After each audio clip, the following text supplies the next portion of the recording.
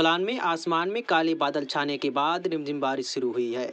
इससे जहां एक और मौसम सुहावना हो गया है और 2 दिन से पड़ रही उमस भरी गर्मी से लोगों को राहत मिली है, वहीं दूसरी ओर किसानों की चिंता बढ़ गई है। बारिश के कारण क्षेत्र का तापमान 32 डिग्री सेल्सियस पर आ गया है, जिससे नगरवासियों को काफ़ी सुकून मिला है। हालांकि रिमझिम बारिश खेतों में तैयार खड़ी धान की फसल के लिए चिंता का विषय बन गई है। किसानों को आशंका है कि यदि ये बरसात तेज हुई तो धान की फसल को भारी नुकसान हो सकता है।